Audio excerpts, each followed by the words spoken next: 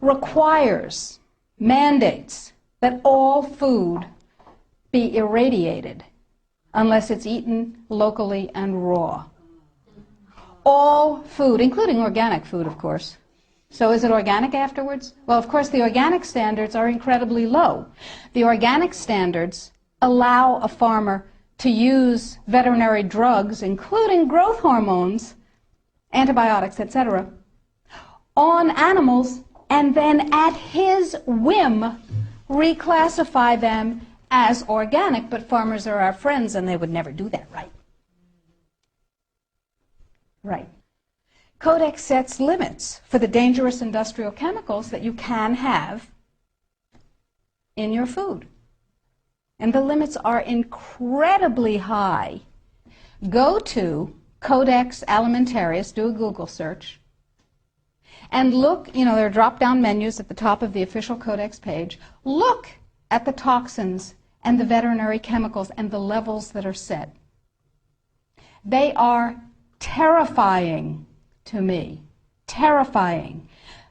The names of the chemicals that are permitted and the amounts of the chemicals that are permitted are terrifying to me. Why am I terrified? Well, perhaps I'm just a cowardly person. It's possible.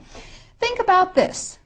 In 2001, 176 countries, including the United States, got together and they said there are 12 really bad organic chemicals. They're called POPs, persistent organic pollutants. There are a lot of them, but there are 12 that are so bad that nobody could disagree that those 12 POPs had to be banned worldwide. 9 of the 12 worst organic chemicals known are pesticides, not surprisingly, because they kill things. And, of course, we have many processes and enzyme systems that are very much like insects and other pests, so they're not too good for us. But Codex has different ideas. Codex has brought back seven of the 9 forbidden POPs that 176 countries banned worldwide. Dieldrin, aldrin, hexachlorobenzene. And the food that is imported from other countries that contains these substances cannot be stopped at our borders, because otherwise it would be, God forbid, a trade violation. That's how Codex works. Codex, according to the World Trade Organization and the Food and Agriculture Organization joint projections. Now, I didn't make this up.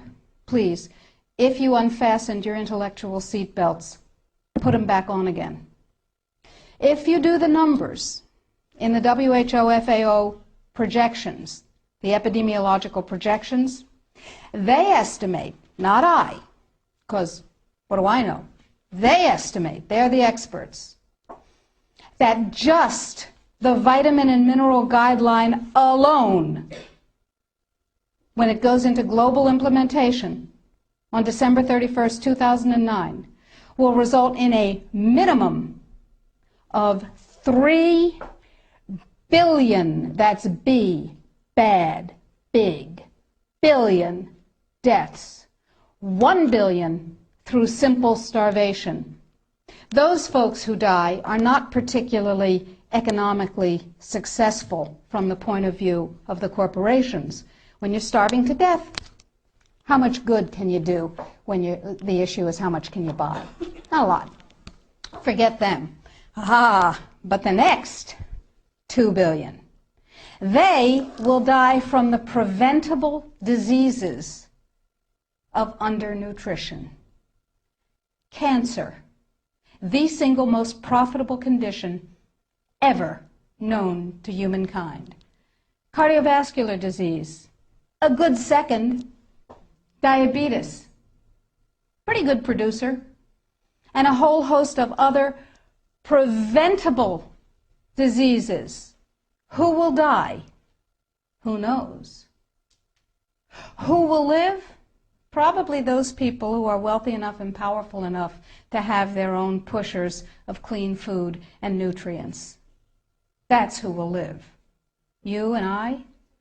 Probably not. Our children? Probably not. Our grandchildren? Probably not.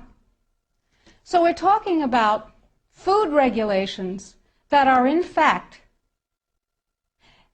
the legalization of mandated toxicity and undernutrition. It will be illegal if there's a famine in, wherever there's a famine, to ship high nutrient density biscuits to that country, and it will be illegal to distribute them.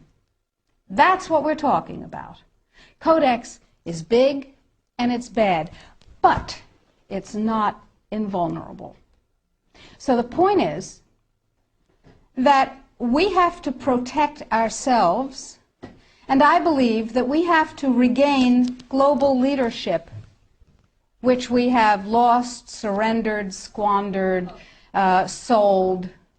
No global. No, we have sold. Just joining the World Trade Organization surrendered our sovereignty.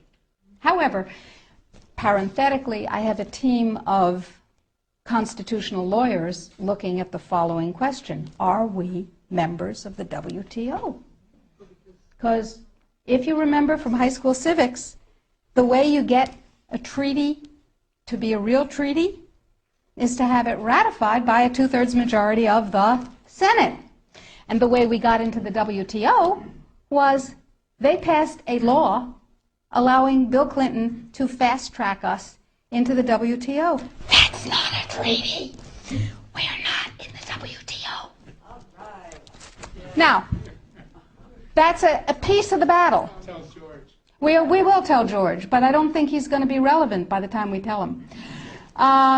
So that's a piece of it, but that's not going to save our lives right now, because do you know, picture in your mind a wasp or a bee trap where the insect voluntarily goes down the funnel and then can't get up out of the trap again? That's Codex. A regular law can be overturned, it can be repealed, it can be corrected by another piece of legislation.